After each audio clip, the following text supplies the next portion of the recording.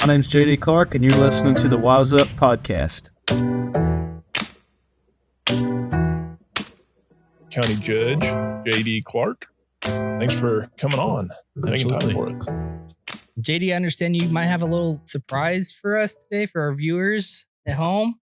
Yeah, absolutely. So everybody always asks on the courthouse project, amongst a lot of things, is what are cool objects? Have you found anything interesting in there? And we've had a few things come up, but this was a really neat one today. Jimmy, our facilities manager, brought it into me, and the electricians had been opening up an area of the attic that was kind of a tight space, and there was this gas mask in there that is really remarkably preserved thanks to being in this storage bag all the time. And it's a U.S. training gas mask, and it's got the model number, and we looked it up, and they quit making those in 1944.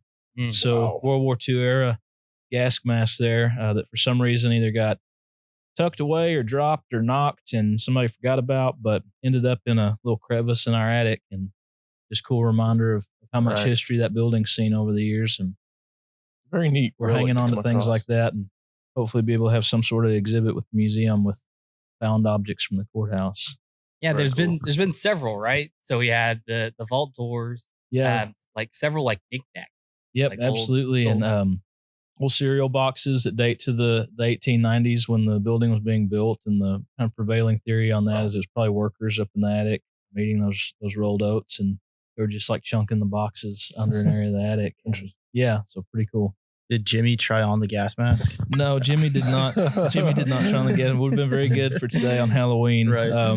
But Jimmy did not put it on, and he delivered it intact to my Yeah. office. So And There you now's go. a good time to address the elephant. Like, it is Halloween for us. Right. I'm a golfer. He's a caddy. We had a costume contest that JD, hopefully we're going to hold him to account here. You did vote for us, right? I can neither confirm or deny. I was looking for that best couples bag to drop my ballot in, and Yeah. they did you guys dirty by not putting that out there as an I option. agree. So, I agree. Absolutely. We were looking for sports themed costume. there you go. And Not there even you best go. sports themed, Just- just sports themed. But I'm glad we got a gas mask in here. I think it's a good chance to go over what's kind of going on at the courthouse. How's that project coming along? It's going great, and it's busier than ever in there. There are people in pretty much every room, and it's run into that period like you do on construction projects where there's so much of the infrastructure installed for so long, running all the channels and the conduit and the rough outs for the electrical and the plumbing and all that. And that's kind of a slow slog and not real exciting visually to watch. And now it's like cleared the path, and all these big important components are happening. A huge part right now is they're building the elevator shaft area for the new elevator in there, which is scheduled to be finished by January 8th, the final install of that elevator. And plasterwork, paint, windows going in all over. The masonry guys are on the list today, repair and mortar, and anywhere that there's loose bricks or chipped blocks of granite, doing work on that. Of course, the window guys are busy all over that building. The floor guys are in there, where areas where the original hardwood floor had been water damaged, termite eaten, they're replicating that with other old growth wood, reclaimed wood they were able to source, and it's clicking along. So most of the, as we've targeted throughout, most of the big critical path major components will be done there around the first of the year. The last one that we're seeing that's like a big elephant in the room, to use your phrase, is that elevator. That's hard to put into a building like that. Mhm. Like January 8th should be its finish date on the elevator. And then we move into, kind of finish out with the pretty stuff, the decorative trim and lights and staining these hardwood floors that have been installed and have to be refinished. And we'll do a big springtime reopening. Well, that was something from your state of the county address that I found really interesting, which that's not the detail stuff is not anything new. There was a lot of care that went into the design and all the little things, little touches of that building. Just kind of seeing the layers peeled back and seeing just the craftsmanship that went into that courthouse. You just kind of just describe kind of what's that been like to experience? Yeah, it blows my mind honestly a lot, and I talked about it in the state of the county, and when I present on the courthouse a lot because that's a very popular subject is a courthouse restoration. So Rotary clubs, Lions clubs, church groups, they all want a courthouse presentation. So I've been doing that all over, and I always tell people what amazes me is you look at those details and the artistry, and they did not have to do that. They didn't have to do it, and we certainly wouldn't do that now. We, our culture shifted where that's not valued in that same way to do in a public building. And for those guys that were doing that at the time and the county fathers that were overseeing and building this new courthouse, it was aspirational to them. And they were trying to build something fitting of great societies, great civilizations they'd seen other places, saying this is what Wise County can grow to be. Because in 1895, it was a scrappy place. And I mean, in 1870, there were only about 1,200 people living in all of Wise County due to, some of it's the aftermath of the Civil War, but Indian raids particularly they had gotten so bad in that post-Civil War period that a lot of people left, quit moving here, and about 1,200 people in the entire county. And then meanwhile, you're trying to grow this new county because in 1870 we'd only been around, not that long. We were created in 1856. So then 1895, you've had 2 courthouses burn. It's really bad community morale in a place that you're trying to establish and grow up.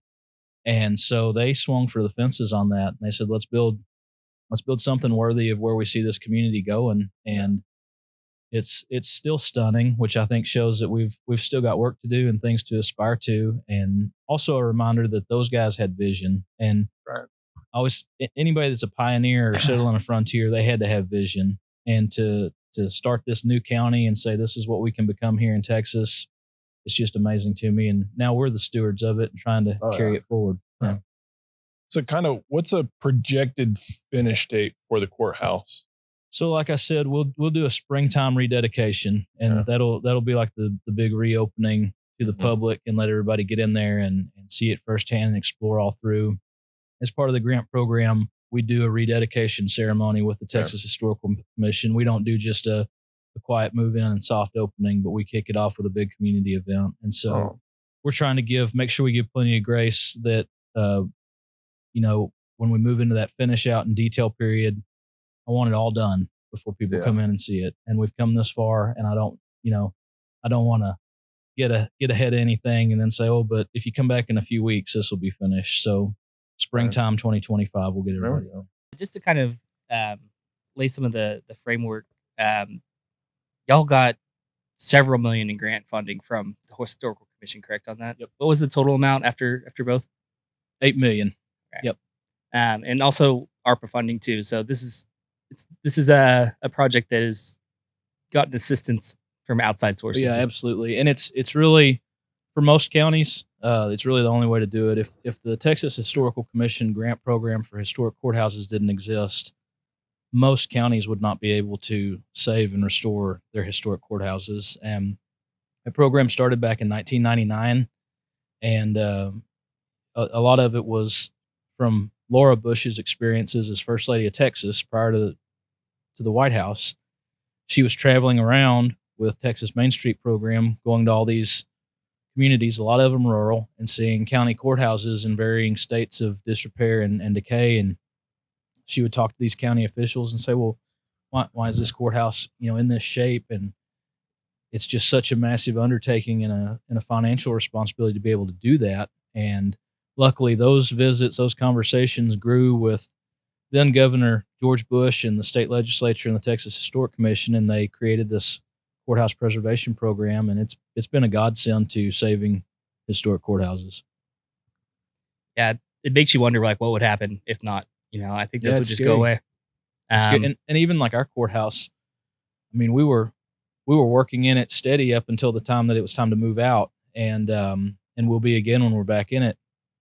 It's a working courthouse and should be, but we knew and experienced daily a lot of issues with that building, just because number one, it takes a lot of upkeep to take care of a historic building like that, and you can only Band-Aid things for so long before you have to fix something comprehensively. Right. And it's hard to fix something comprehensively when you're busy working in it every day.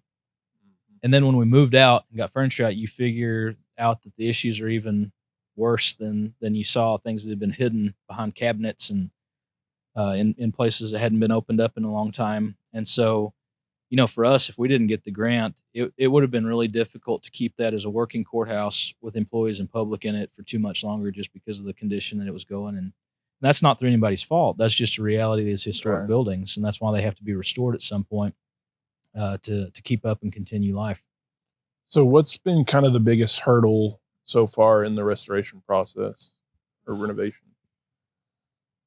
I don't know that I would call it a hurdle exactly, because it was all anticipated, but it is very difficult in a building built in 1895.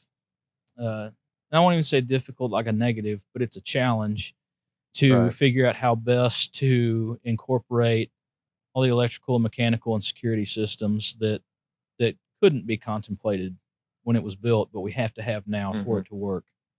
And of course, those are things that just got piecemealed over the years as things changed. And so for us to be able to step back kind of holistically, comprehensively with the courthouse and say, how best can we run a new electrical system in this building that isn't just electric conduit running everywhere? How can we best work in an HVAC system into this building rather than just sitting individual units on balconies and on the lawn all over the place? How can we incorporate technology? And at the same time, trying to be thoughtful about how and where we do that so that there's room for it to expand or change and have some flexibility. And like, for example, there's a large room in the basement that will be used as a district attorney file room, a lot of filing cabinets in it. But we've gone ahead and done electrical and data outlets all around the room, because it may not always be a district attorney file room. They do more and more e-filing. You'll eventually, and already they already need less and less hard copies, file cabinets sitting in there. At some point, you may have people officing in there too. I don't want somebody later on to have to try and figure out how to retrofit that. We'll go ahead and have electrical and data available to them in these rooms, and try and be a little more forward thinking, since we've got the flexibility that we're working with an empty building under full restoration. So kind of go back a little bit. For those that don't know, what were some of the key, in order to get the grant, to be able to go back to original building, what were some of the things like you have to do this in order to get this grant? Yeah, it's been a long process, and when you're the one working on the grant, it can sometimes seem tedious. I understand why they do it, because they want you to put in the work and really be ready to do this, because it is a major project and undertaking. So like I said, we originally got this grant program created in Texas in 99. Wise County applied for that grant a couple times early on in the grant's life cycle and did not get awarded the grant. It's because on something like this, you have to have all the pieces line up. So obviously, the historical significance, the architectural significance of your building, well, we have that in spades in that building, no question. But all the chess pieces have to align. And, okay, so you're historically and architecturally significant.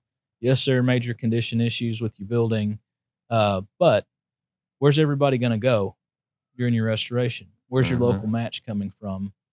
And so it took a long time for us to kind of get to a point where we were ready to plunge back into that. When I very first ran for county judge in 2014, that was one of my points, is I wanted to see us approach this again and try and get the restoration done. A couple things in our favor. Number one, conditions had continued to deteriorate over the next 20 years from when you first applied for it. But we had to figure out, where were we going to go? Where could we get a space to accommodate everybody during the project? Where could we come up with a local match? Well, then at that point, the first step for this grant program is you have to have an approved master plan by the Texas Historical Commission. And that's a plan, a document that isn't plans and drawings, but it's more of a narrative explaining, here's the history of the building, here's the current conditions of the building, here's kind of a summary of what a restoration would entail. So like for us, describing that we would go back to a 2-story district courtroom, explaining how that had been changed, the grand central staircase atrium, problems we wanted to fix with the mechanical system, and a whole new HVAC and electrical network. Well, it had been so long since we had originally done a master plan back in 99, 2000, THC no longer considered that a current valid master plan, Right. which is the right call because it was outdated. It was 20 years True. old, and conditions had changed. Technologies have changed. We've benefited that there have been other courthouses do this grant program in restoration for the past 20 years. We've been able to talk to them and say, what worked really well in your restoration? Right. What do you wish you had done differently? And we're able to incorporate and do things that previous courthouses couldn't. Maybe the technology wasn't there yet. Maybe the approach to THC wasn't quite right. So first we had to do a revised master plan. Fortunately, THC gave us a grant for that, to grease the path and say, hey, we'll help you get this done. So I worked on that with the architects first, and they said, yes, you now have an approved current master plan. Then the next step, the next year, is to apply for a planning grant. And the planning grant, they give you money to get all your blueprints, all your architectural and engineer finished, to use the phrase shovel ready. If we were to give you the money, you've got your plans basically 95% complete. You could start your restoration. So then we spent a long time working on that. We received that grant successfully, and then it all lined up, and the years have kind of run together now. I guess that was July 22. We were in Austin. It's we went down to their July THC meeting where they were going to be awarding the grants. We scored highest out of that, and they gave us the construction grant to do a full restoration. And so it's been a long slog, multi years to even get to the point where you can do the restoration. Mm-hmm. And so everybody is excited about the project. I get asked about it everywhere, but those of us that have been slogging through it, and from the get go, we're really, really excited for it to get finished. Finally So, seeing the light at the end of the tunnel. Yeah, absolutely. One of the things that I'm most excited about, and I think that's kind of, I don't want to say overlooked, but maybe an underrated part, is just like the practical things you're talking about, improving on, like the elevator, or like just having AV for commissioner's court. Yep. I think that's something that you don't obviously see, but the people, especially that are working in the building, maybe after a couple weeks, it's like, I'm working in a completely different place. Can you kind of speak to some of those fixes as well? Yeah, absolutely. And I'd say, on the commissioner's court AV part, so we have never had a dedicated commissioner's court meeting room. We used to use a jury room as it was available. We moved to a courtroom as it was available. Now, during the restoration, we're in a JP2 courtroom. It's never been our space to just have set up as it needs to be for a commissioner's court meeting at any given time. You think about school boards have their school board meeting room, councils have their council chambers, and you can use them for other meetings, of course, as the entity needs, but their function, their setup is for that governing entity. And it's not just a convenience thing, but it's also, just making it a better meeting as well, and a more open meeting. So for us, not having a permanent home, we couldn't have something wired for AV to, in the room, have speakers and mic, and also be able to stream, which we would like to do. We're able to have a commissioner's courtroom in this restored courthouse to be able to include that as part of our master plan, and it will have all that technology and all that AV that we've lacked before. And so, if you're in the room, you'll be able to hear better, and that's great. But you'll also have the ability to watch a commissioner's court meeting on video, if you want to do that. And I think that's a great tool. And just like for anybody that works in the building, in my presentation that I take around to people, as I go through pictures, there's a picture of new plumbing pipe being laid. That's not exciting to most people. Yeah. It's exciting if you've worked in the building and you deal with challenges of an antiquated building system that's 130 years old, and being able to thoughtfully incorporate in security, employee badging into places. It's a working courthouse. That's not just our desire, that's the desire of the THC. One of the things on this grant program, they want you to certify and commit this will stay a working courthouse. They don't want it to sit and be a static Right. museum. They want it to be an active daily, people are coming in doing business. But to do that safely, we need the technology, we need the security, we need the abilities to do our jobs in a very different world than that building was built, but still look right. And so that's been, we talked about hurdles, but I think it's been a good challenge, and it pushes everybody, us as building owners, as a county, the architects, the engineers, the subs. We all have to be really creative and think outside the box and find innovative ways to incorporate that.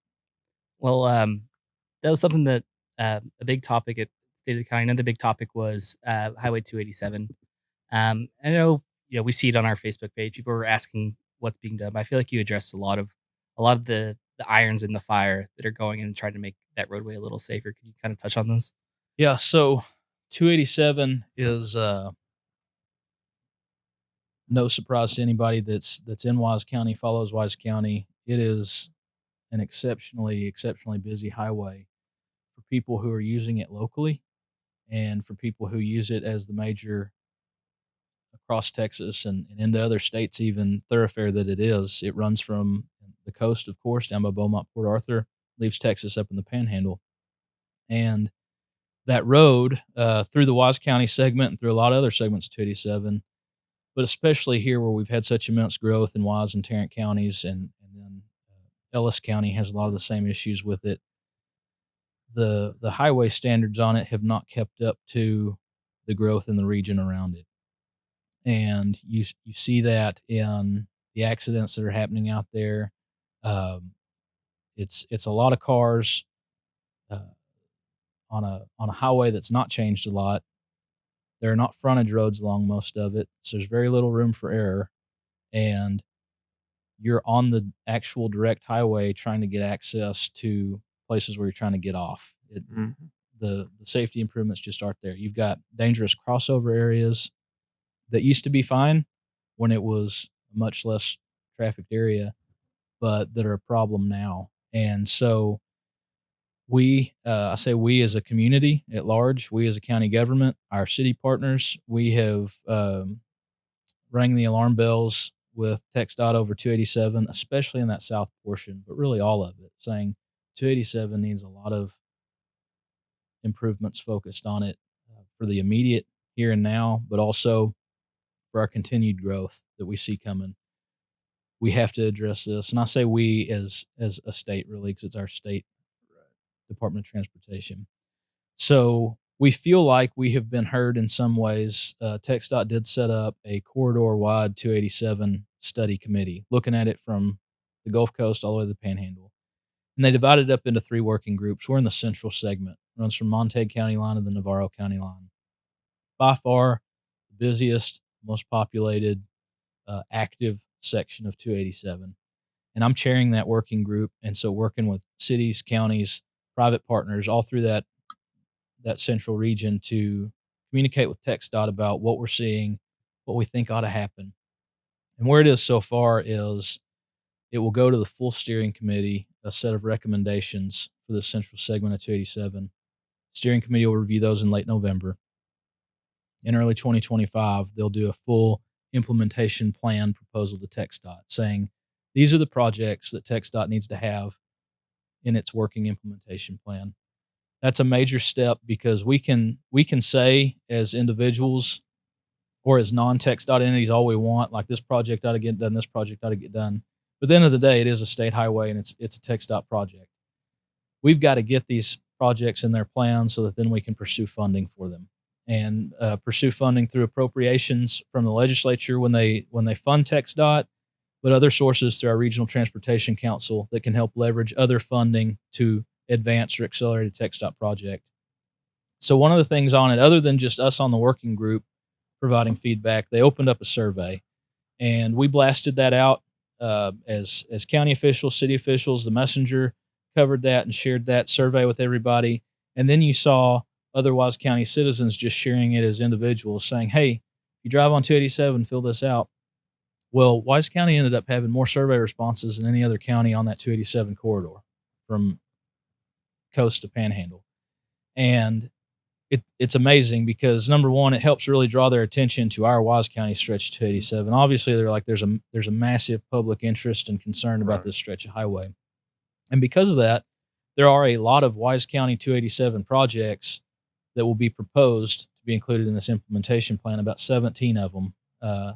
And basically, the painting broad brushes with it, the major safety needs it has is you need frontage roads along 287. You need to start down on the south portion, but eventually you need frontage roads all the way up to Alvord where it goes into Montague County. And to keep up with the capacity and the safety, and for people to have other options rather than just being directly on 287 and trying to jump off.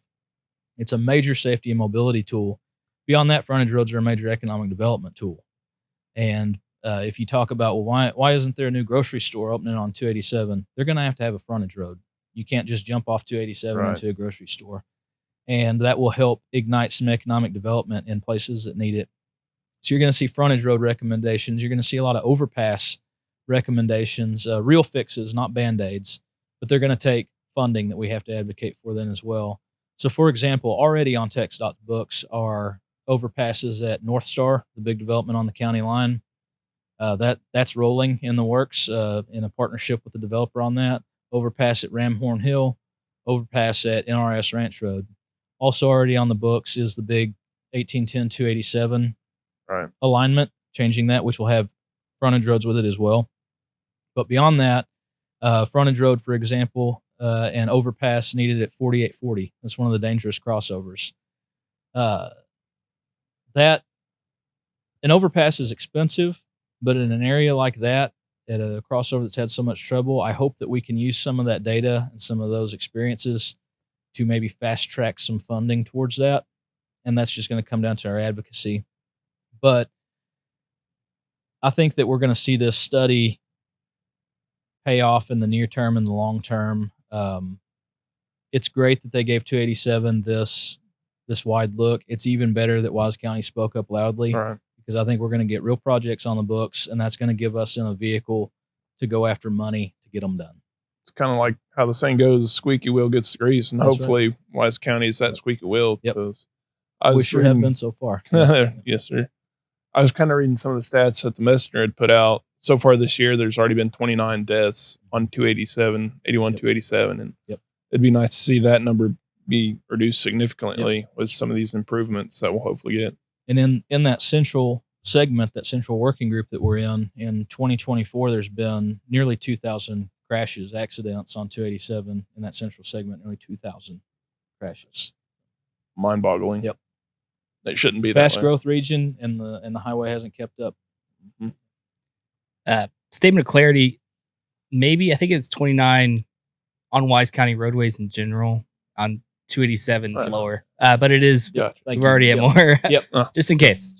But yeah. So, Brendan, when you leave Al's on 287, what's your strategy to get out on that highway? Well, it's one of those things where, like, in my truck, you have to like give it a little bit of gas, you know, so you don't roll back down the hill. But it's not fun. I can tell you that much. And I rarely go that way. I don't know. That's a weird question. Yeah, but well, I just want to speak to just the frontage roads. I think that's so key. Frontage roads are huge, and you know, a couple other things with that is definitely needs infrastructure investment for safety and mobility. But compounded with that is there are a lot of distracted drivers out there, and when that happens on a road needing these improvements like 287, there's no room for error, and there's nowhere for people to safely avoid a distracted driver. You've got distracted drivers and people driving way too fast on a road with more cars on it than its infrastructure is keeping up with. And so it's really a combination of factors there. And I think we're always going to be battling a problem with distracted drivers. Now that everybody's got a cell phone in their hand, it terrifies me on highways and on city streets. You'll have somebody come past you and they've got both hands on their cell phone texting. That's going to be an ongoing struggle. But if we can at least build roadway infrastructure with more thought and capacity for safety, it helps. Right. Very true. And this isn't something that's new to the, on your radar, really. This has been an effort that's been going on for some time, right? And I think people see, news break there. Oh, finally doing something about this. But I think you've been, hitting up TxDOT quite a bit over the years. And that could be through a on the Transportation Council as well. Yep. Absolutely. I don't know if you kind of detail just some inside baseball and what it takes to get road changes in, Yeah. in your area. So again, like with tech stop projects, they're very expensive. So the funding is one massive hurdle to most tech stop projects. Number two, it takes a long time. And I'm continually amazed by how much time goes into getting ready to go out for bid on a tech stop project, because they've got so much design work, schematic work, environmental clearance, potential right-of-way acquisition. It's a long time. And that's hard when you see immediate needs. And like, we need to fix that yesterday. And that's just not the speed at which that moves. The other factor is TxDOT does not have enough funding to tackle all the projects right now that we need to tackle. Because you think about, we're in the Fort Worth district, one of the fastest growing areas in the nation. We all have highway infrastructure problems. We're all vying for this very limited pot of money. But then an entity like the Regional Transportation Council, they exist to help find other funding sources to supplement with TxDOT and say, hey, TxDOT, if you've got, let's say you've got $5 million that you can earmark for this project, if we can help come up with another $10 million for it, does that advance this in your timeline? Right. And it's because they're going, the RTC, the Regional Transportation Council, they're able to be pursuing some of these big high dollar federal grants for infrastructure and things like that. And then they're able to bring it to our region. And then we locally advocate to them saying, this is one of my really worst issues that I see in my county. How can you help me advance this with TxDOT? And usually if you can find some other monies, some other grants, whatever it is to bring to the table, you can help move some of these projects up in the timeline. And that's going to be what we do with this TxDOT implementation plan with 287 projects is we need them on their books first. And then we need to be starting to help advocate and find avenues to pay for that and advance those, rather than just, well, we got them on the plan, eventually they'll get to them. And kind of dovetailing off that State of Wise kind of headline, I guess, was some other big projects coming along with in the county, kind of associated. We got Wise County EMS that's in the future going to be looking to add a new station at a spot where we've covered a couple bad wrecks recently. But I guess that's part of the ongoing effort. Also, shout out to Randall Perniger, 20 years. Yeah. The best, We nicest love Randall. guy. But I think he's really excited about seeing the success of the new Fairview EMS station and how that's reduced response times and probably saved lives, and kind of having that opportunity in Alvord here soon. If you could touch on just the future Alvord station and maybe some of the other Wise County EMS changes coming up. Absolutely. So for a long time, we had EMS station in Decatur, EMS station in Bridgeport, EMS station in Boyd. And a couple of years ago, through a partnership with the city of New Fairview, they provided us space that they had belonging to the city for us to open Station 4 there in New Fairview. And that was strategic, a place that Randall had identified that would be very beneficial for a new station. It's on the other side of the railroad tracks, for one, which helps with response. But when you add a new station like that, it does help the immediate area, but it's got ripple effects far beyond that. So like that new Fairview station, when they opened it, very, very quick after, Randall was able to show in stats and call times that it had cut response times in half in that new Fairview region. But beyond that, it reduced call load pressure on that Boyd ambulance that was having to run over to that corner of the county a lot. And that helps everybody then in that region. And if Boyd ambulance is then able to focus more on response, Boyd and West, New Fairview's got this region covered, that lifts everybody up. And it's a ripple effect to all those different ambulances when you've got a little bit more flexibility in your call time, a little bit more breathing room. So we knew that we were going to want to try and replicate that somewhere else. City of Alvord has been a great partner. They had a tract of land that the city owned there at the intersection of 287 and 1655. It's right there by the water tower, across 1655 from the Precinct 2 barn. And they said, hey, if you're interested in doing another station, we could provide this spot here. And it made a ton of sense for a location to be right there on 287. And it, number one, is going to be a huge service and positive impact on call times for that northern portion of the county. But beyond that, it creates relief for those ambulances stationed southward, the two in Decatur, the one in Bridgeport. If you've got help now in this northern portion of the county, that building is currently in design and engineering. Hopefully, that's going to be finished up quickly, and we'll be ready to go out for bid on that in the last part of this year.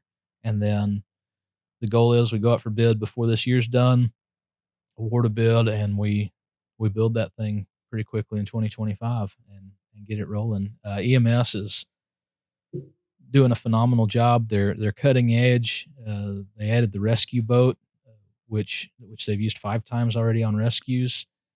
People immediately think of Lake Bridgeport, but it's also very useful for the LBJ grasslands because people out there get in a bind and need help. And just all the advanced training they're doing, rope rescue, trench rescue, things like that. They're great guys. They're so well trained. Talking about that new Fairview station, if we didn't have the new Fairview station, I don't think those EMS staff would have been there in time to save that woman from her burning house that they pulled out. And I think that was a direct life save because they were that close. And as we grow, their EMS call load goes up, like all first responders are experiencing. And you've got more and more people to help. We've got to have them in more convenient areas. And I think this model that we're working on, where cities help us identify maybe where they have a space that we could put a building, that just really accelerates things. Just like I was just saying with TxDOT, if you can help bring some additional money to the table to bump a project up in the priority list, just like if you're able to, as a city, say, hey, we would love to see shorter ambulance response times out here. We know you're looking for somewhere else you could do a station that would be strategic. We have a piece of city property out here you could put an EMS station on. And that partnership helps us get to it faster if then we're not having to look for and acquire land. And I think it's just a good teamwork opportunity there too. One thing you touched on it, the ongoing training, and feels like guys at EMS are constantly trying to evolve and better the kind of services and going, okay, well, what would we do if we had this kind of emergency and how would we respond to that? We've seen the boat. The boat's really cool. We like, and then I think you could also like drop it next to a road, like if it's like a stranded motorist in a creek or something like that. You know, that's flooding. Like, there's so many uses, and then just talking with Randall about all the different rope and rest and trench rescue stuff. I mean, there's a lot. It's not like you get a piece of equipment and then you're just like, all right, let's do it. Like, they do a lot of training on that stuff. And how do we best use it? And just things that when they pitch you on it, say, hey, we've got an idea for a new program that it's brilliant. Of course we should be doing this. But like the blood on board on the ambulances. But that's not an easy thing to do. And there's a lot of ambulance services like ours that don't have that capability. Randall's built an incredible team, and we bought on. We said, yes, we want to, as a county, as a commissioner's court, we want to invest in this equipment for you to have blood on board. And then the community backs it up with blood donations. And I think that's one of the coolest things is your Wise County people donating blood for Wise County people that EMS is responding to. And then when Randall, has this idea about advancing this program of having antibiotics on board. So if you're a trauma patient who's at high risk of infection, I mean, that's potential life-saving stuff there. And I'm not an EMS guy, but when I hear it, I'm like, that's brilliant. Of course, let's figure out how to do that. And it's just them pushing to be better and be more cutting edge and having a rescue vehicle that if they're the first on scene and there's a car fire, they can put it out. They're not just having to sit back and wait. And that they're countywide and they work really hard with all the other first responders and have great partners in the 17 fire departments across the county, and that's to everyone's health and benefit. And that new Fairview location, I mean, is very forward thinking because the southeastern portion of Wise County is the fastest growing coming in from Terrence. Absolutely. And that was one of those things that we were able to make happen quickly because New Fairview said, we've got a building that we could outfit for you to have a couple sleeping quarters to station people down here. Then we had to come up with an ambulance because we're not just taking an ambulance from somewhere else. It's an additional ambulance and staff it. And that's 6 people. So it's 2 people for 3 shifts to be 24-hour covered. And so we were able to jump on that more quickly because the building was there ready for us. And so it's paid off big time in response times and saving lives and getting people help more quickly. And I think that we're going to see similar results with that Alvord station. Right. And also being like kind of on this emergency talking point, Office of Emergency Management is also pushing what they can do and how they can serve our community. I think the something I found personally interesting was just finding a way to try to reduce wildfire risk with prescribed burn associations. I think that is getting close.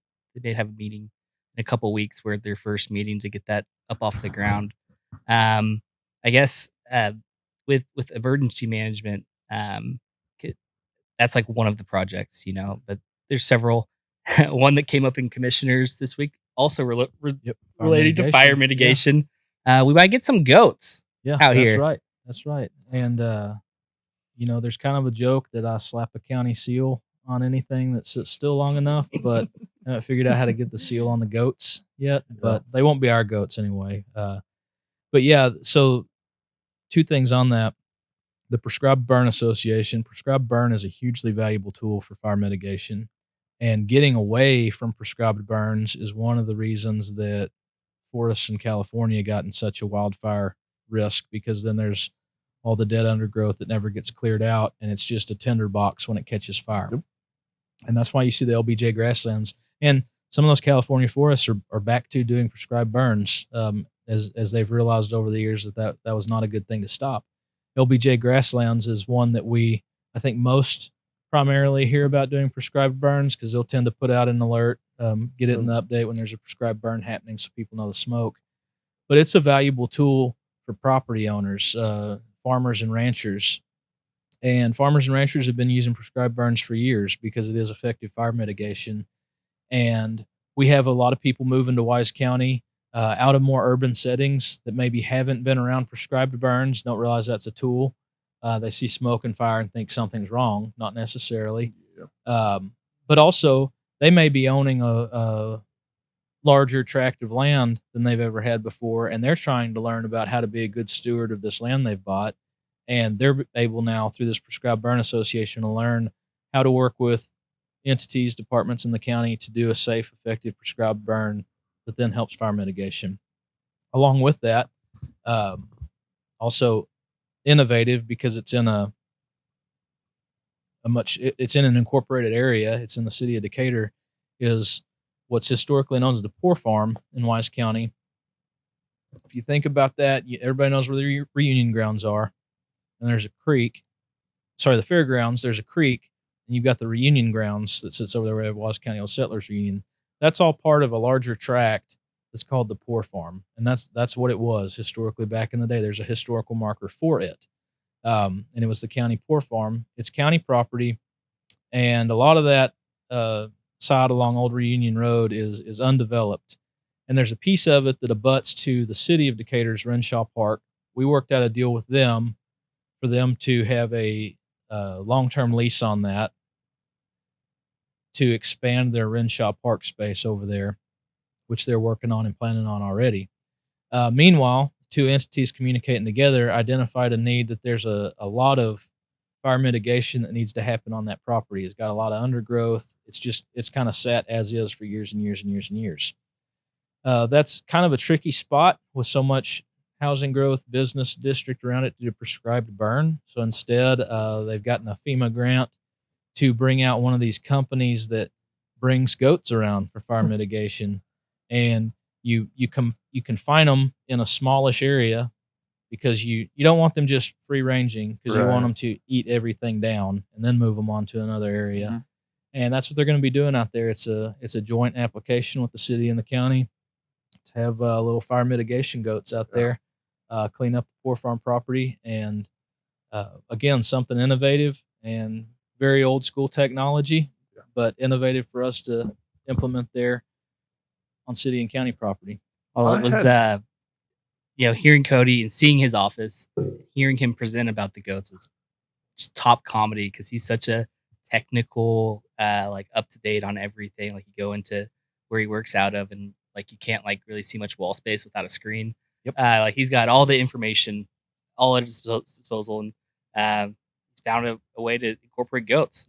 So Because technology is not always the answer. Yep. So yeah, it's, different tools for different situations. usually he's coming to me with ideas that I have to really chew on for a few days to understand, that are about new technology components or AI components, all those kind of things. And then this one he brings to me, he's like, we need to get some goats out there to eat this down. It's like, I understand that, I'm there. So I hadn't really heard of that technique until I think it was earlier this year in DFW. They had a bunch of goats up there to do the same thing, and some of them have gotten out, and they had a news story in there saying, "Oh, it's part of a fire mitigation." That's interesting. Yeah, absolutely. Do you think we could have the They'll goats eat it spell all. out something? Like, could you put out some like wood boards and have them spell out WCM over there and eat around that?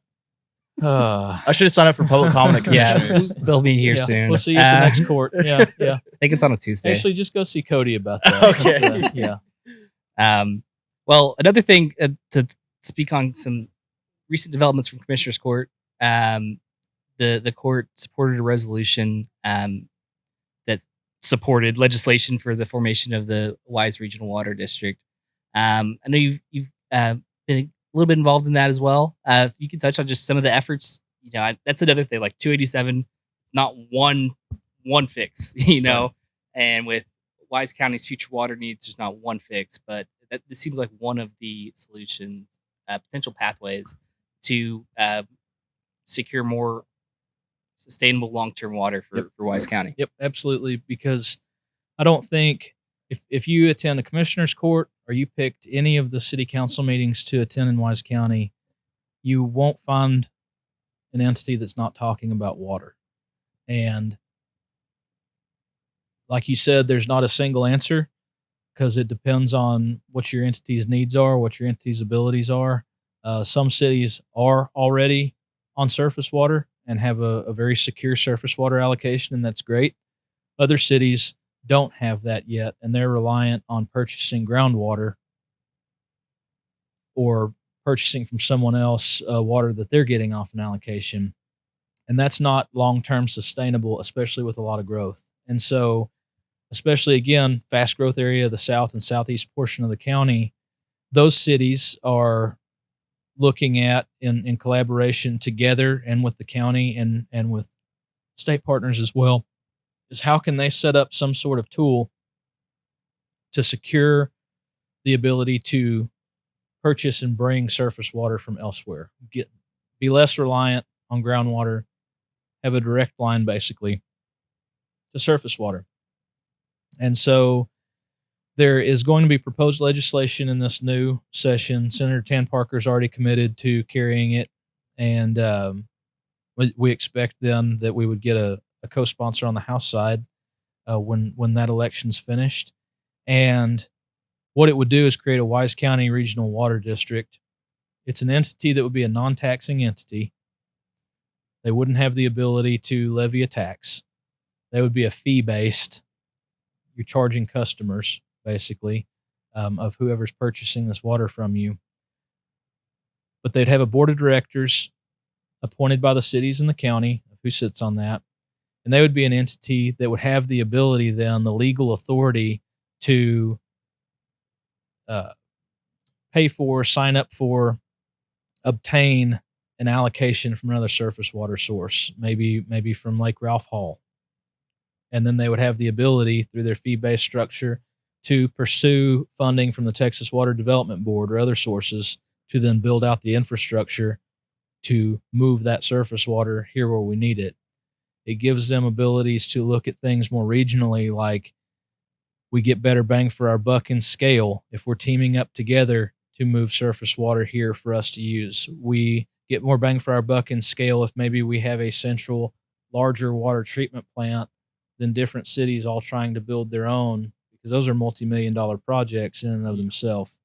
I think it's a really important tool for the county, especially for those cities as water providers, to have this tool to be able to get this community, get those cities and potentially other customers surface water brought in for somewhere else. And so the court's supportive of it, and you've got cities all over signing on this resolution as well.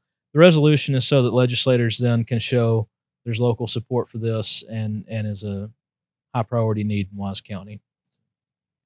Natural, jumping off point from long-term water sources to your music career. That's where one goes. Yeah. You got some new stuff out. Yeah. You promised us that back, I don't know, what, a year ago, over a year ago, when you were on the pod, and you've delivered. Can you, as you always do, Yeah. can you kind of, talk a little bit about promises made, promises kept. Right. So, Can you talk about some of the recent singles you've put out? Yeah. So, and I know it surprised some people. It's been fun to talk to people about that. When it was early September, I posted on Facebook and said, "Hey, I've been recording some music. Here's a new song." People that have known me for a long time weren't surprised, because I enjoy music. It's a hobby. It's an outlet, and I'm always writing music. That's one of my favorite releases creatively. But about, I guess, a year ago, I was thinking that, as I play at the house and like my little girls hear me play and sing songs, and they have songs they like that I've written, and they don't usually call them by the right name. They've got some other nickname for it based on how they remember the song. It will matter to them at some point to have these, and to have a record of that. And so it worked off and on with a friend of mine then in the past year, where we could catch a day together here and there and start recording some of this, and excited to have some of it that we're now putting out a song at a time for the next few months. And then basically it's a collection of 12 songs that I've kind of identified as my favorites over the past probably decade that I've been writing, and some very recently written, and some written more back at the 10-year mark. And so, yeah, I put out one called Wild Things first. That was fun. And then one last Friday called No Man's Land, which I think is my favorite of the two. Got local history in it, and that's kind of my wheelhouse. But it's been fun and good to be able to talk to people about it and them learn something about me they didn't know as well. Right. And had a lot of people bring that up, like, we had no idea you did that. And it's been a fun, people bond over music. And I think it's good to know too that we've all got lives outside of work and things we enjoy doing. And so just kind of get out of my comfort zone to share that a little bit. Yeah, it's becoming a running theme, the whole history thing. It is. That's cool that you have the outlet with music as well. Are your girls, are they fair critics? Are they brutal critics? Are they always supportive? I would say that they are 98% supportive, and the 2% that they're not is when I'm trying to be goofy and sing something to them that maybe is a song not mine that they like. Or it's Halloween today, the day that we're recording this. It's on the way to work. I was trying to sing them that spooky, scary skeletons song, and Zelda in the back seat says, "Dad, you don't sound like him at all." Sorry. So tough crowd. Yeah. I've enjoyed their journalistic expertise as well. She's, I think, which daughter is it that comes up almost like a little newspaper? Yeah, that's Claire, and she'll type up headlines, and she ended that one recently in all caps, "This is real news," which I think maybe you guys should incorporate some. This is real news. Okay. This is, no, not that I think you should try real news, Okay. but just include it as an attention getter. So not A little the fake defensive. news. No. But yeah, she's doing UIL ready writing and spelling this year, so that's really fun to watch awesome. her. Yeah, chip off the doing old that. block. Yeah. JD, any parting words? Any No, I love that y'all do this podcast, because it's a nice supplement when I see you have somebody in here that you recently had in an article or something, and to go a little bit more in depth and informal on what they're working on, talking about, and get to know them a bit better. So I appreciate y'all doing this and inviting me on too. Well, thank you, Appreciate sir, you for coming coming on. Yeah, thank you so Oh, much. sing us away. No. No guitar. We need a studio guitar. All right, we'll have to go to. Are you gonna be singing at a Veterans Day thing or anything? No, I'm speaking but not singing. Okay. So, Well, you could- yeah. You could do both. You can go to Spotify and Apple and find it yourself there. Yeah, Well, you have to it's search- under Judson Clark. That's right. Yeah. Thank you. Judson. Yeah, there's a guy out of Austin that's a musician named J.D. Clark and has a bunch of stuff out, and so that's confusing. And so just use my full name, Judson Clark. Oh, we already have an industry beef. That's right. That's right. I like the Judson. Yeah. It's like a stage name kind of There thing. you go. All right. Well, cool.